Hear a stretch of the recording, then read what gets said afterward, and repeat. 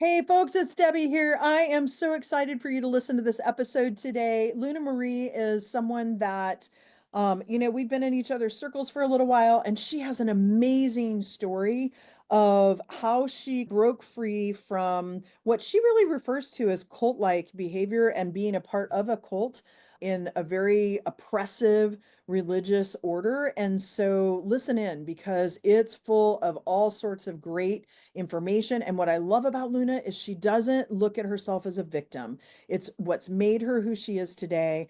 And just listen in, strap up because it's going to be a good one. So enjoy this episode.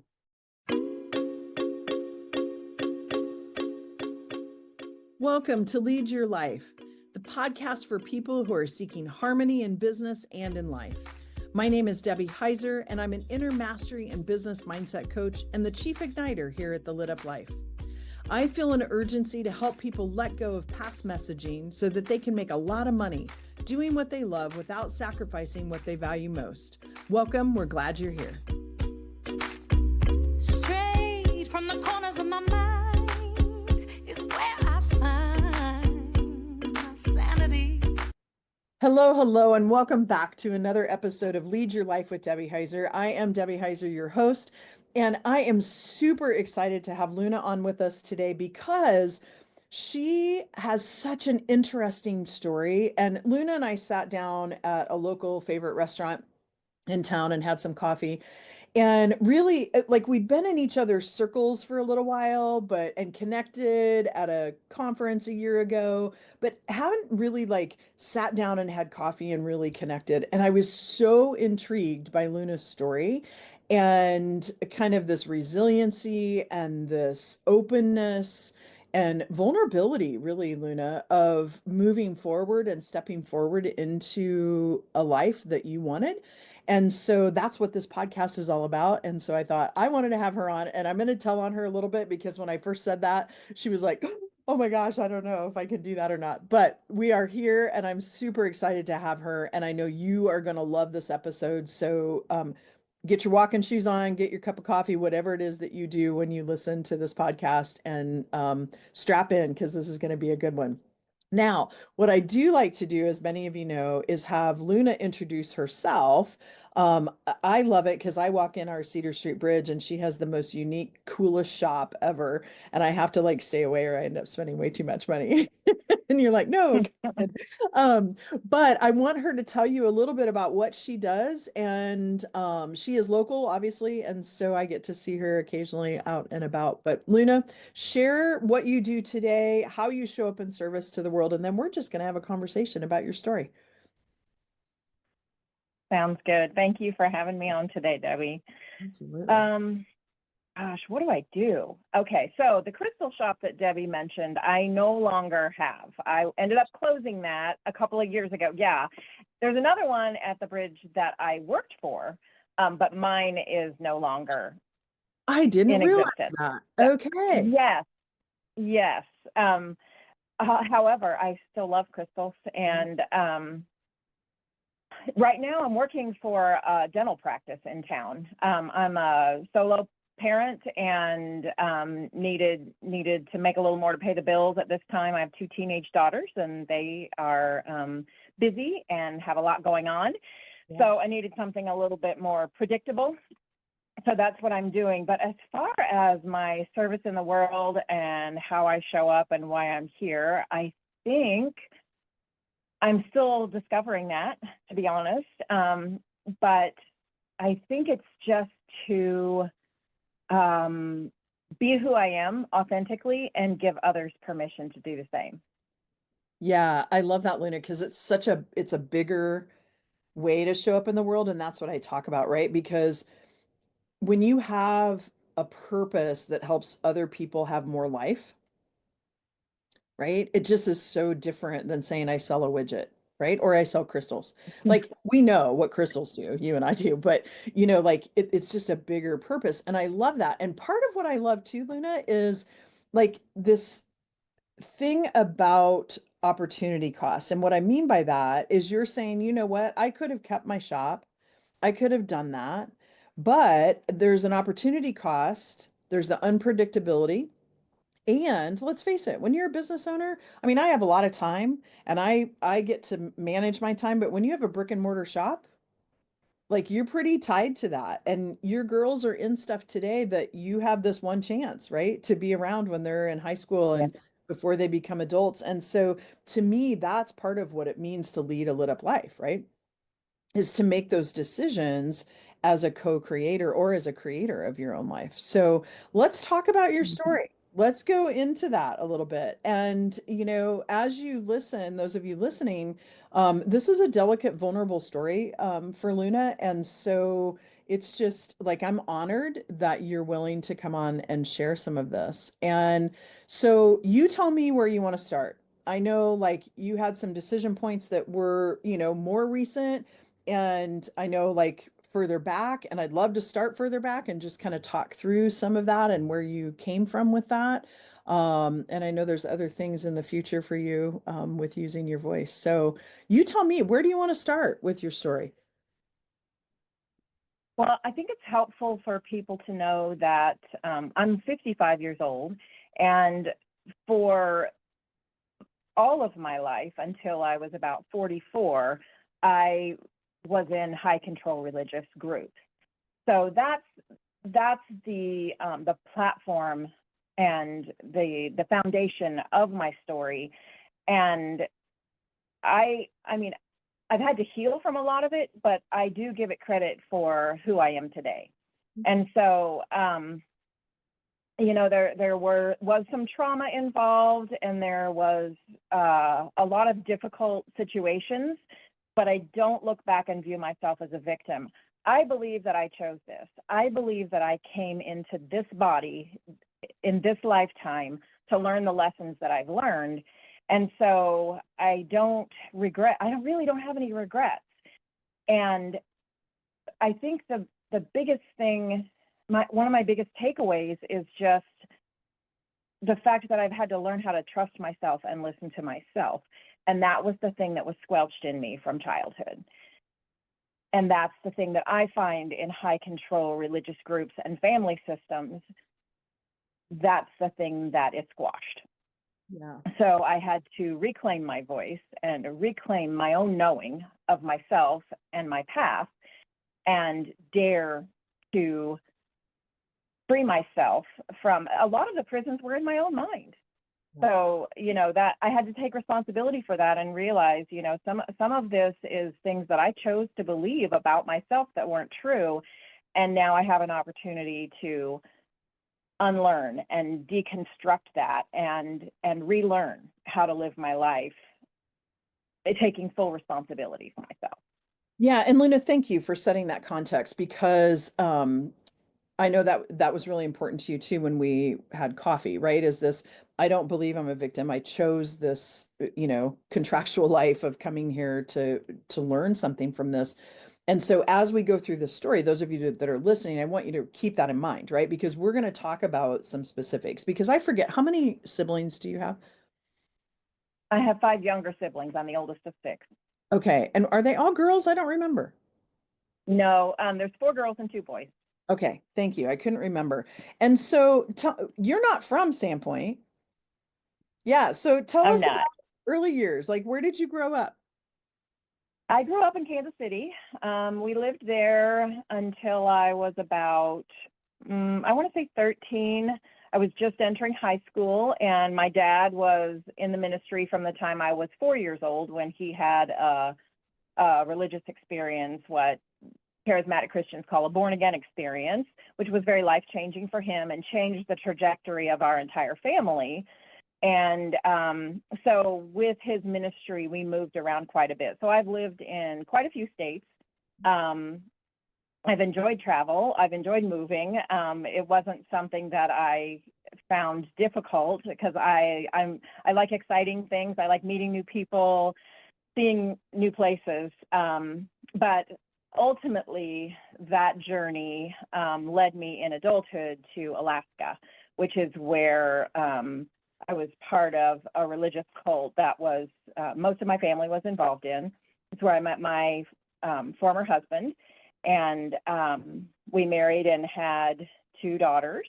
And from there, we started quite an adventure when the girls were 2 and 3, and that landed us in Sandpoint 12 years ago. What is this month? Well, last month in April was 12 years. Wow. Okay. So tell me, because I know we talked a little bit about kind of that constriction and how that, created who you are today, but some of that healing that had to take place. And so, if you would share maybe a couple of those situations, because I'm thinking there's other listeners out there that have experienced something similar to this or are in the heart of it. And sometimes, I've found that, so for instance, I was married to a dual addict, and at the time, it just was the way he was. So I had these blinders on and I didn't know any different, right? Like and it became normalized. And so that normalization that happens until you have an experience that takes you out of that normalization, at least this was my experience, right? Like until that experience happened, or until at that point I was like, wait, something just seems off about this, right? And not trusting my inner voice and all of those things, you have that experience. So tell us about a couple of experiences that now when you look back on, and as weird as this might sound to some of the listeners, I'm really grateful that I went through like a family week and did the rehab piece with my ex-husband, and that sobriety was a big piece of our life for a long time because it shaped who I am and it changed my perspective about things and my experiences. And I think it made me a more empathetic and compassionate individual. Mm, yeah. And so, like, knowing that as we're listening to these stories, that is the thread for you. Tell us a little bit about a couple of these experiences that when you looked back, you were like, whoa, that was so much more controlling, than what I thought it was at the time. So the first one that comes to mind was when I was 4. So my dad had a born again experience at a church in Kansas City during the Jesus movement of the 70s, the early 70s. And so he came from a dysfunctional background, and he wanted to have a family that was different than that. And he saw his newfound religion as a way to have that beautiful family that he'd always desired.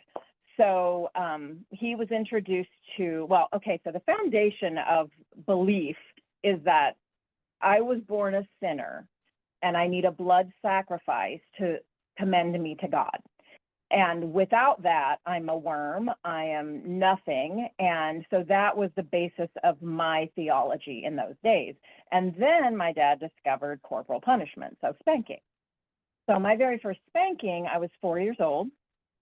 And this will tell you a little bit about who I am by nature, and what it took to stamp this out of me. I'm in the middle of my spanking, and this is one of my dad's favorite stories.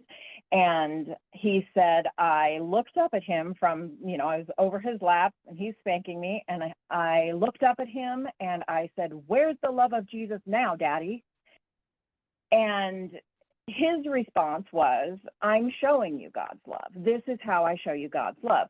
So from that moment, it began to shape my view of love as pain, as punishment, as if you don't do what I say, I'm not going to love you. And this is how I compel you to do my will. And that's pleasing. That's pleasing to Daddy. That's pleasing to Heavenly Father. That's pleasing to God. And that was very life-changing, life-altering for me. Yeah, and absolutely. So that was the basis of the rest of my life. And I equated compliance with my dad's wishes, which was, in my mind, God's wishes, as being a pleasing daughter. The second thing is the whole notion that a woman needs a male head, a male covering to be right with God. And so for my whole life, I was conditioned to believe that I could not know the truth for myself without a man telling me, either confirming or denying or outright telling me what that was. So those two things really shaped who I was, and have been my life's work has been unlearning those mindsets, and I call it brainwashing.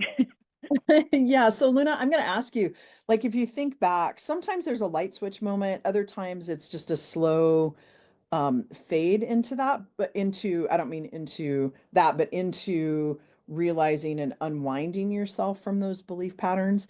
Can you tell us, like, what were some things that you've done to help you unwind? And I'm a firm believer too that whoever came up with the saying, just get to the heart of the onion, is full of BS because there is no heart of the onion, right? Like there's just layers. And it's interesting how sometimes those layers will come up in very different ways, right? And so it's just one is a reaction and a quick reaction, and then you start to understand it a little bit better, and then you can kind of use the tools that you have, so that you're not triggered. But tell us, like, what are some things that you have done to help unwind yourself from those stories? Because that first one particularly, I know from speaking with you, has impacted everything, right? Like every relationship you had. And I mean, if you think about it, unfortunately, it's heartbreaking. I just asked you a question and now I'm talking. So I'm going to go back to that question here in a second. Go But ahead. it's so heartbreaking to me because I think there are so many situations where a similar experience has happened that skews our thought process of God, universe, whatever it is that people want to use, right? Like it skews that into a place that's not true, right? That just is blatantly not true. And people don't like your dad wasn't like he did the best he could with what he knew, right? And so it was like Sure. that's what he was trained up. And so until we break that cycle, and there's some hurts back further, that happen and we break that cycle. And so to your point, that contract of you were meant to come here also to break that cycle for yourself, right? Because you have. So tell me, what were some, like things that you did to unwind those two messages that you had around there had to be a male figure to lead you and that God's love, period, equaled pain and compliance. I think one of the first things that was the most important was getting out of that atmosphere. And Mhm. so my former husband and I, at the point that it was not a spoken thing because we were not free to think and speak for ourselves, but we went on a mission trip from Alaska to Argentina and we got out of that environment. So literally 10,000 miles away.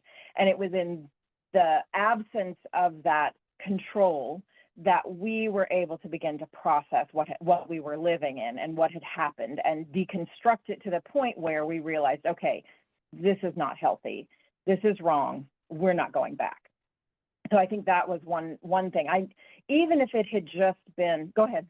Oh, sorry. I'm just thinking to myself, like, that's such an important step, right? Like, if you do feel just a little bit off with something, removing yourself from the situation, because when you're Yeah, in it, it's so normalized and there's all this justification and, you know, blaming and justifying stuff that happens that then when you do remove yourself from it, it allows you to have a different perspective. So I just wanted to make sure we captured yeah. that before you went on. So it led to, you were getting ready to say, and It led to our relocation to Sandpoint, Idaho.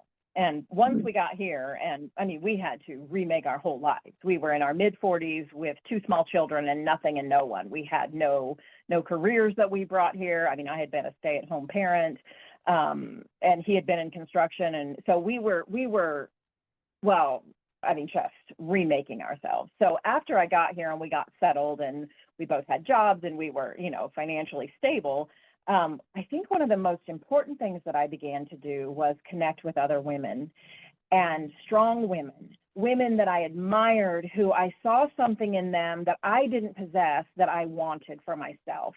And when I began to surround myself with those strong women and open up in the safety of those settings and be vulnerable about my story, and I found a willingness to listen and to hold space and to validate me, then I began to see, okay, what I've been in is not normal. It is not healthy. And that in that safety, I was able to start to more effectively deconstruct what I had been in.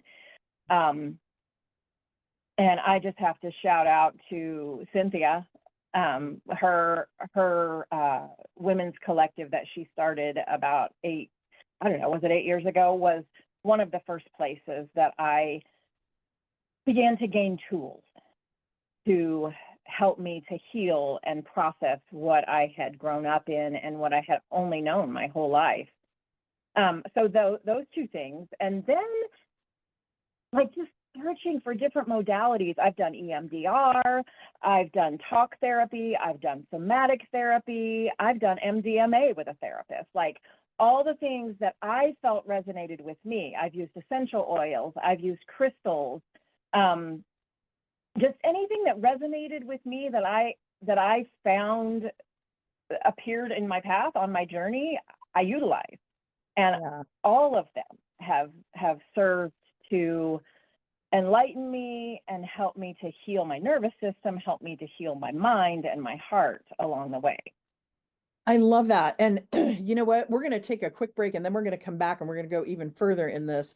So, Luna, yeah, thank you. I'm getting excited even for the second half. So we'll be right back. I want to give a quick shout out to my favorite online community for women entrepreneurs. It's called Build Her. If you've craved a space to connect with other women who truly get the journey, this is your space. We go live monthly for in-depth training on all things business, and it's where you'll get the latest news from the lit up life first. Plus a chance to swap stories, tips, and triumphs with an amazing community of women. It's welcoming, it's fun, and it's where we cheer each other on through every up and down of entrepreneurship. Join us and let's build each other up. Check it out at thelituplife.com/buildher. Okay, we are back, folks. And just to recap, step one, remove yourself from the situation if it feels off, just to gain some perspective. And then secondly, a big piece of what I heard you say before the break was surround yourself with other people that are uplifting, right? Because there are a lot of people that will tear you down, judge, all of those things. And finding a group of women to support you, a rising tide rises all boats, right? And so having that, and yeah, we are lucky. Cynthia Stamnation, who Luna is talking about, was also my coach last year, and just one of these outstanding individuals that you can't help. If you're in her presence, you just feel better, right? Like there's You magic. believe in yourself. Yeah, there's magic in that woman. And I've been lucky enough to have quite a few people in my life that way. And so if you don't have someone in your life that way, reach out to Luna and I, because like it is so important. And then part of what I heard you say right before we took a break was there are so many different modalities out there, and it's your own healing journey.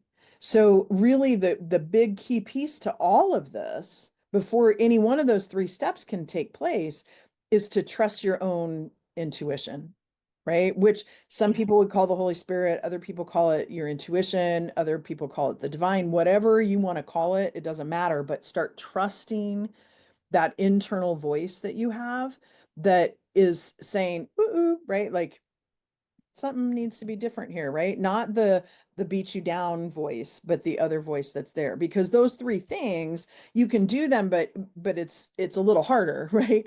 Until you start to trust your own intuition. So you started in on your own healing.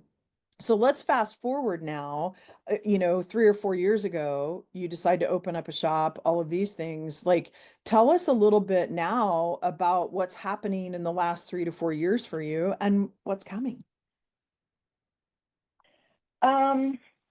So I went through a relationship separation in the last few years, and that was another key component. And I think one of the things I realized was that I was used to being in relationships that were not healthy. So I didn't really know what a healthy relationship looked like. So as I learned to listen to myself and trust myself and like trust my body, how does this feel in my body? Do I feel expansion about this, or do I feel contraction around this? As I learned to listen to my own thoughts and trust them, I began to realize some things were not healthy. And so I was able to let go of that relationship and trust myself to know my future path. And that was huge for me because I had been brainwashed to believe that I couldn't do that without a man. And so, I mean, to this day, I'm still working through those mindsets Absolutely. and those lies that I believed my whole life. So that's one thing.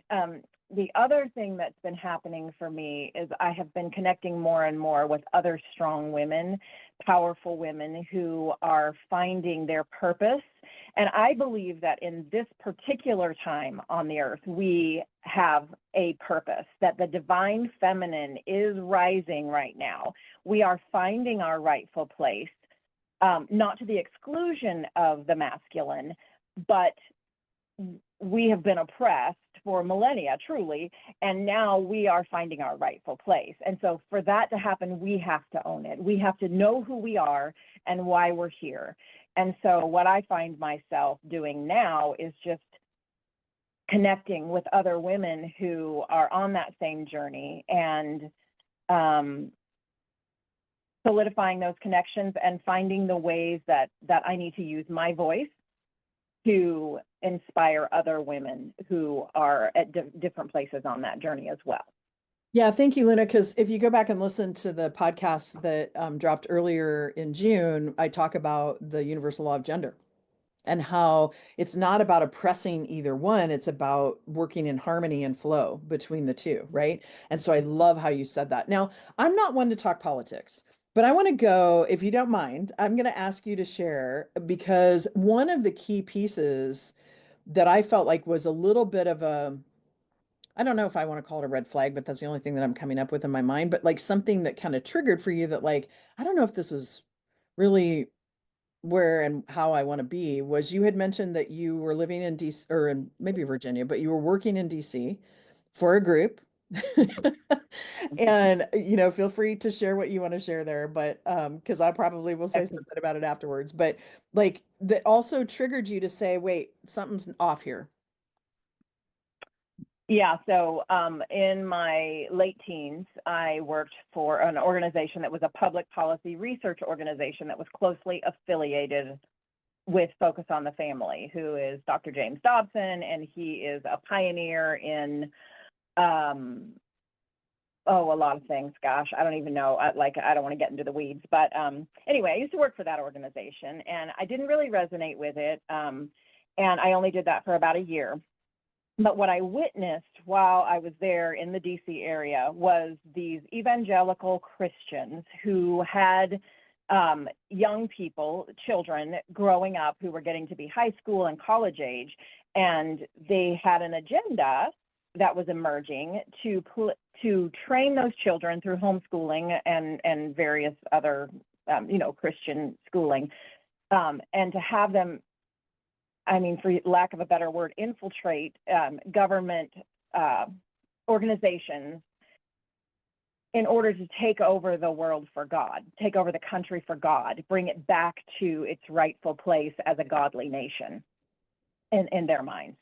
Right. And so it was a pretty intense agenda. And I really honestly didn't stay in those circles. And I went later in my adult years into an even more fundamentalist way of life. So I kind of lost sight of even that. But coming back now and watching the fruit of that 30 years later has been eye-opening for me. And with the launching of Project 2025 and the ways that it wants to basically silence women and put us back in our place in the kitchen, in the home, and if women want to stay home, that's great, that's wonderful. But if that's not what you want, you shouldn't be forced to do that. And so now I see, as you said, a lot of red flags. And I think the current, president of the organization that I used to work for is largely responsible for the creation of Project 2025.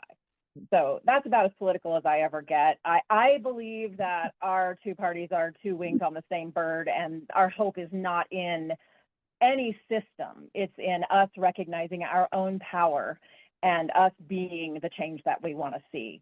But to speak to your question. That's my Yeah, answer. thank you. And I wanted to just bring that up because, again, I don't really talk politics either, but, earlier in the year or last year, I had put out there, a person should really read this. And I tried to read the 900 and some odd pages that it was. It might even be 1,000 now. I don't remember.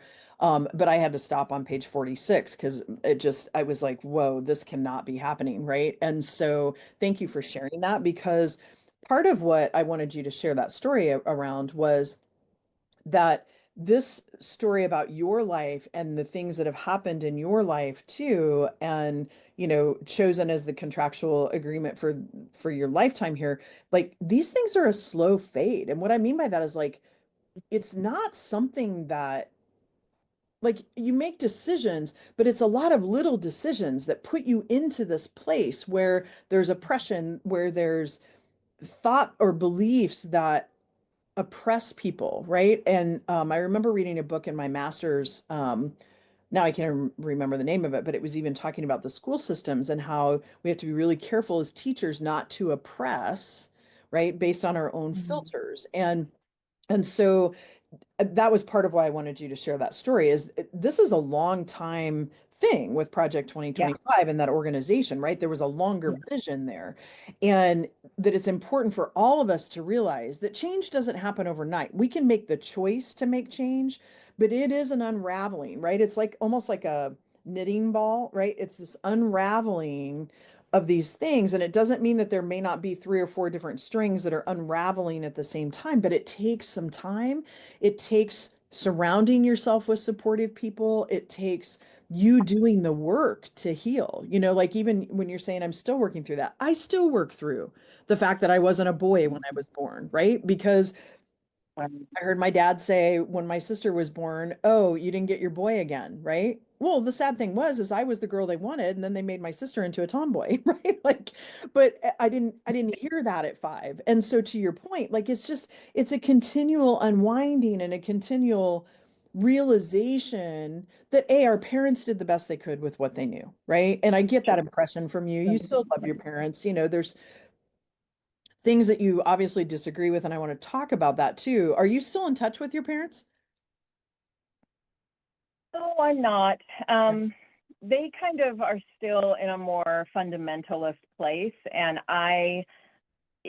it's been sort of a mutual drifting. I have I have chosen not to play the game of I need to be in full agreement with you in order to be in your life. And so I just kind of let it be what it is. And it's basically non-existent. I still love them. I still care about them. But no, I don't have contact with them. Yeah, and that makes my heart sad, but I understand, like what you're saying. And part of why I asked that is because I love how you said that. Like I still love them, right? Like you can still love someone and not agree with them and have times that you separate yourself from that because when you're trying to dig through those layers Mhm. and then you go back into a situation that adds more layers again or brings layers back, right? I think about blankets on a bed, right? Like this time of year, I'm kicking the blankets off halfway through the night and pulling them back on. And it's kind of that type of situation. And it just stunts your growth. Now, I'm not saying sever relationships, but to your point, you kind of let it fade and let it become what it is today. It doesn't mean that there wouldn't be some reconciliation, but until people are willing to give the olive branch, and I know you well enough to know that you're willing to do an olive branch, but someone else has to be willing to do the same, right? And to that Yeah. I just that need to statement be that able you to be who I am, right. authentically. And I think they probably feel the same way. And so, just to let it be what it is and let it lie where it's at is good enough for me. Absolutely. So Luna, as we get ready to wrap this up, tell me like I know you've got some thoughts churning, some things that you're looking at using your voice for. What's kind of on the horizon for you?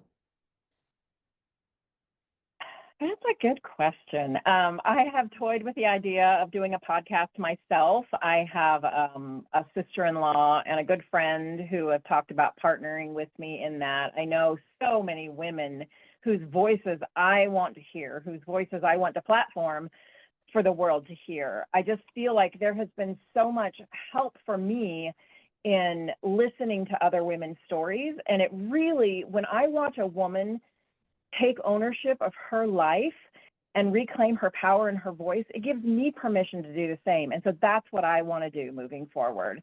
So I've been a guest on another podcast a couple of weeks ago. I think that's getting ready to launch this week.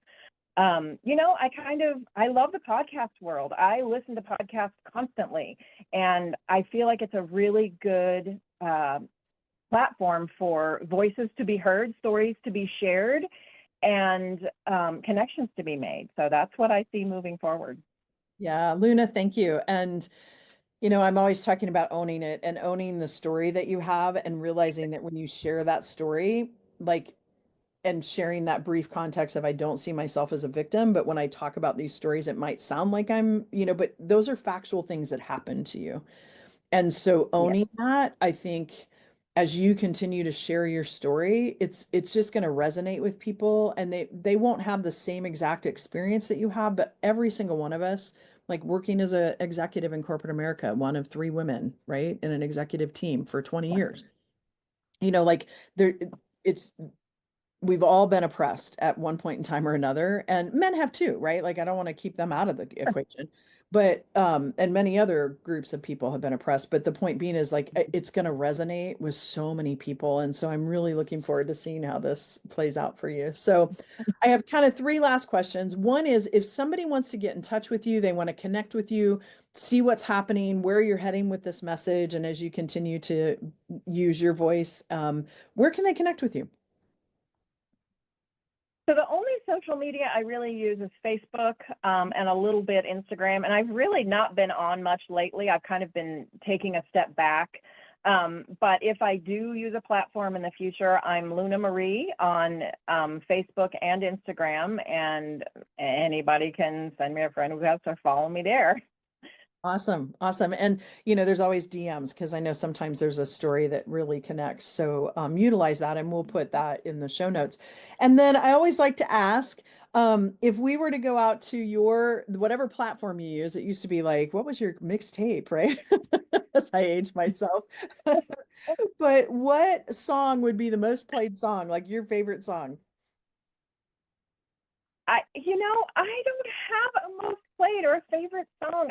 I go from like artist to artist. Honestly, I'll listen and I love Noah Kahn, and it's so funny. Like I love 80s music. That was what was on when I was growing up, and I still listen to it. But I have two teenage daughters, and they introduced me to newer artists, and so I'd have to say the one that I listen to the most often lately is Noah Kahn. I just love his vibe and his folksy singer-songwriter Yeah. mode. So Okay, awesome. Thank you. I'm gonna have to check that out. And then if you could say, here's a book that I read that changed things for me, and or one that you're reading currently, what would that be? I don't have a lot of time for reading anymore, but the last book that was life-changing for me is a book called Codependent No More.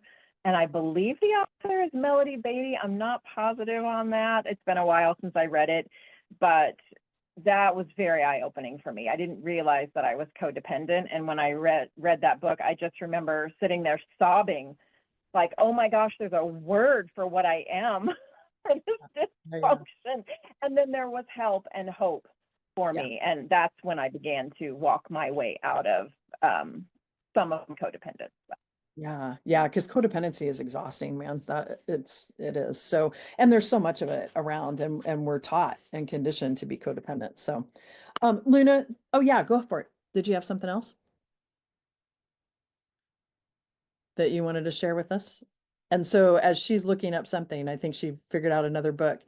I want to really invite those of you that are listening to check her out. And with that, did you have something else, Luna, that you wanted to say? Because I know the audio, oh, she might not be able to hear me. So that happens in this podcasting world. And check out the show notes, check out where you can connect with her.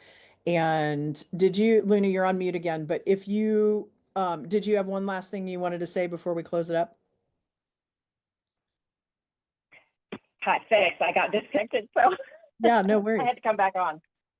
Uh, yes, thank you for having me on. And I love the title of your podcast, Lead Your Lit Up Life, because I feel like that's what I am discovering now is what lights me up and how can I go about doing more of that. So this is part of that for me, and I thank you for this opportunity. Yeah, thank you, Luna. I'm so honored that you came on and shared your story. And so, folks, with that, it's a wrap. Do check out everything in the show notes and follow Luna because there's going to be some really cool things happening in your life here very soon. I see it and I feel it. So, with that, folks, it's a wrap. Have a great day. And if you found that this resonated with you, please go out and share it with someone else. And we'll see you in a couple weeks. That's a wrap for this conversation. I'm so glad you've joined us. Remember to subscribe to the podcast so you can catch all of our future episodes and visit us at thelituplife.com for details on how you can become part of the Lit Up Life community. A quick shout out to my friend Jackie Wilson and her friends, the creators of our amazing theme music.